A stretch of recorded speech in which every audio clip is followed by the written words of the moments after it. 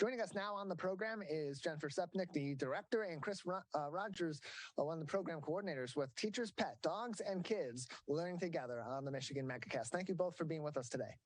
Thank you for having us.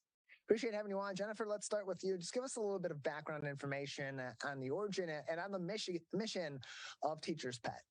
Sure. So I'm a program coordinator, and I also work with Teachers Pet, which is a nonprofit.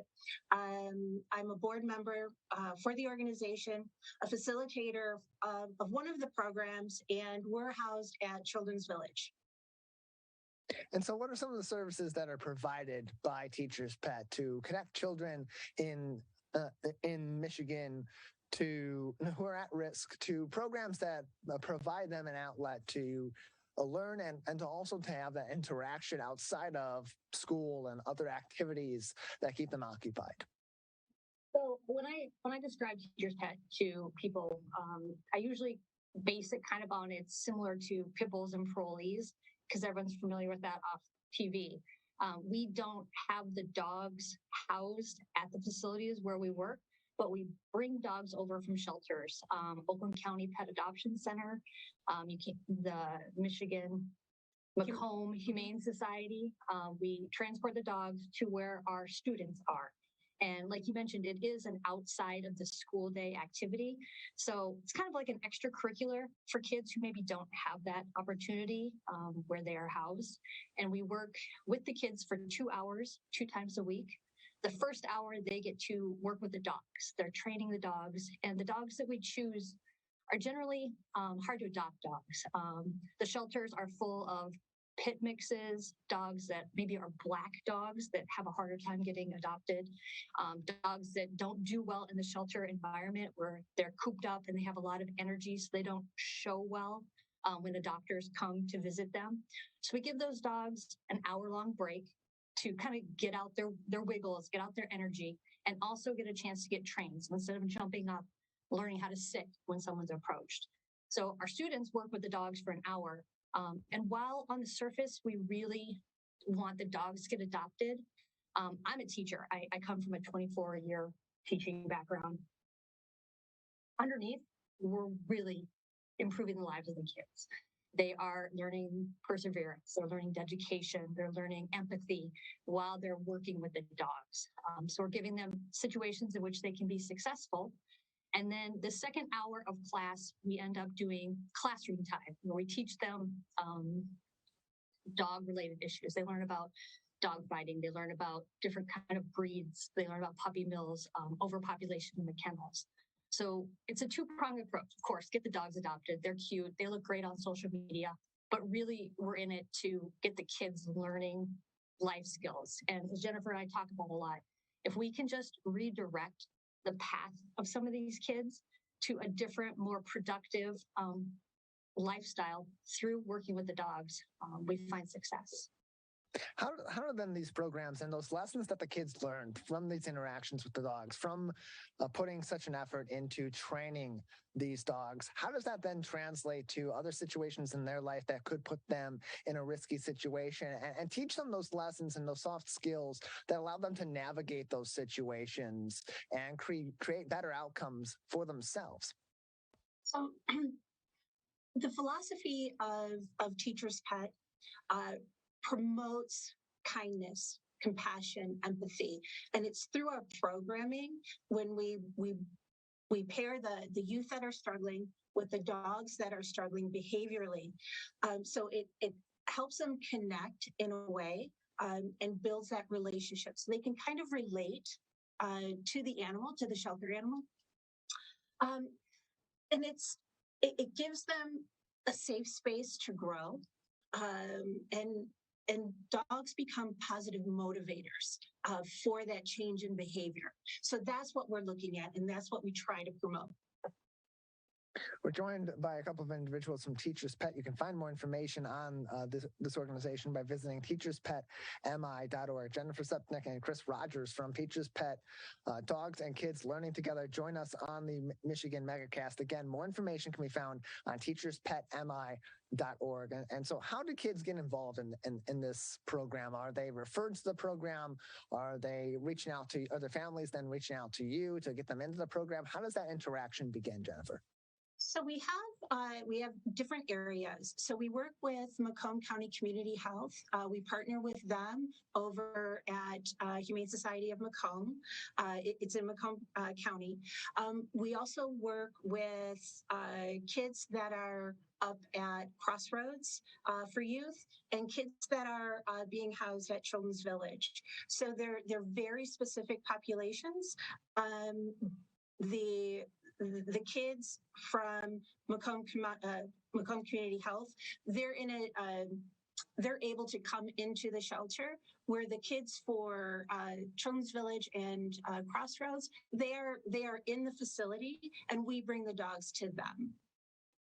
Well, they can have an application, but again, it's not an outside program for people in the general community. We are working, like what Jennifer said, with very specific populations that are in programs or are in treatment or something like that, so that we offer this to them.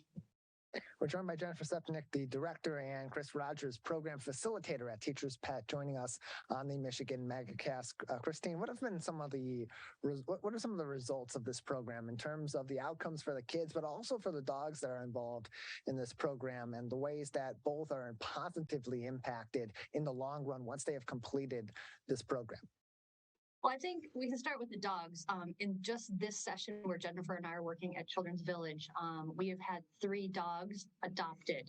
So our students have worked with the dog, and 3 of them have found homes, which is fantastic, because when a dog is adopted out, while our students are heartbroken to see, this animal that they bonded with, we do work really hard to remind them that they saved a life. Because now that dog's been adopted, we can have another dog come into our program, get the skills, and continue the cycle of positive adoptions. So for the dogs, we're getting them adopted. And even the dogs that don't necessarily get adopted out, the fact that they get a break from the shelter. Shelter environment is loud and very chaotic, and they get loved on. I mean, seeing teenagers, and right now we're working with all females in the population, but we've worked with all males, and watching a big boy, teenage boy, do baby talk. I mean, just the dogs are getting so much. And then that speaks to what the kids got of it. I think Jennifer mentioned that it gives the kids a safe space. Like, kids who are in some of these programs haven't had a smooth life. Some of them are in lockup. I mean, they have made choices, and it gives the kids a chance to build a positive relationship, not only with the dogs, but when Jennifer and I and our other volunteers are working with the students, we have a common bond through the dog. So they're able to now practice effective relationships with adults. I come from teaching, so this may be sometimes one of the first times they've had a positive interaction with a teacher, but I'm not in charge of them. We're talking about a dog. So we kind of reset maybe their ideas about how relationships can work and how they can be effective. Some of our kids, I tell this story. I was at Sam's Club a couple of years ago, and I was checking out, and my husband and I were walking out the door, and a young woman approached me, and she's like, "I know you." I'm a teacher. That happens a lot. She goes, "That dog program. I was in that dog program, and it changed my life.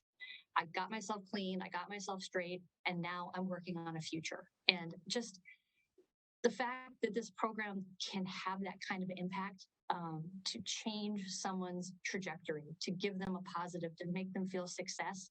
And they do finish our program with 20 hours of dog training and dog experience. So those are marketable skills as well. They can go and get an entry-level job at Petco or work at a groomer. So we are also working not only on soft skills, but also employability skills. We're joined by Jennifer Cepnick as well as Chris Rogers from Teachers Pet, Dogs and Kids Learning Together on the Michigan Megacast. More information can be found on teacherspetmi.org, teacherspetmi.org. And Jennifer, going back to you, as this organization is beginning and was first put into effect, why the relationship between kids and dogs in providing these services to kids? What about that relationship was special and was the focal point in trying to provide these life lessons to kids? I think the answer is it gives another opportunity to help kids, to help young adults build relationships, maybe in a non-traditional way where maybe traditional therapies don't help or are not as effective. So this offers us a different avenue to make that connection with that young adult, with that child, in a way that is positive for both kids and for the animals. So, like Chris said, it's a two-pronged approach, but I really think it's just giving us another avenue to make that connection with the kids. We're joined by a couple of individuals from Teachers Pet, a organization that provides interactions between kids and adoptable dogs on the Michigan Megacast. You can find more information on Teachers Pet, Dogs and Kids Learning Together at teacherspetmi.org. I want to give you both an opportunity to talk about some upcoming events that people can join in on to support the organization. In particular, in November, it's the Casa Barca event happening November 18th at 6:30 at the Emerald Theater in Mount Clemens. Tell us about that event, how people can participate, and how the proceeds help your organization continue its great work. Absolutely. Teachers Pet, again, is a nonprofit. So we work off of donations from the community through just the wonderful giving and generosity of our community. The Casa Barca is a gala that we hold. It's an annual fundraising gala. This will give us the opportunity to sustain our programming for another year. So there's food and music and some special events during the night. It's going to be a fantastic time, but it really is about the kids and promoting our programming and having that sustained for another year. We do have we bring in some of the dogs that are up for adoption. So we'll have a runway of dogs, and which is always fantastic. You know, who doesn't want puppies at their event? It's going to be fantastic. So many ways to get involved. Become a sponsor if your organization wants to sponsor nonprofits. Donate through our website at teacherspetmi.org. Buying a ticket, come out and see what we're all about. Be a part of our fantastic community of sponsors, facilitators, our partners, everyone who loves what we do. Come out and see us. Again, it's at the Emerald in Mount Clemens on November. More information is on our website, so check us out. And you're able to buy tickets or a table. Yeah. Jennifer, Chris, another minute with you before we'll say goodbye today. Another minute before we'll need to wrap things up. I want to give you an opportunity. Anything else that we haven't spoken on yet today that would be important for our audience to consider or keep in mind going forward about Teachers Pet? That's the idea that we work with populations of students and populations of shelter pets that sometimes don't have the best reputation. And this is an opportunity for Jennifer and I to put the word out to our wonderful community that give these kids a chance, give these shelter pets a chance. The familiar phrase of adopt, don't shop, but also just follow us on social media, see what we're all about, see the pictures. We have an excellent campaign out there of, you can see the dogs that we have available and you can see the kids reflections, what they say, what they're learning. And I mean, just spending a couple minutes on our Facebook page, people convert to believing in what we do. So we appreciate having a chance to speak with you. Absolutely. Yeah, it was. It's always wonderful to get an opportunity to talk about a fantastic organization that does so much for our kids and the dogs that are in the shelters that we partner with. We appreciate you joining us and telling us more. Thank you very much, Denver and Chris. Thank you.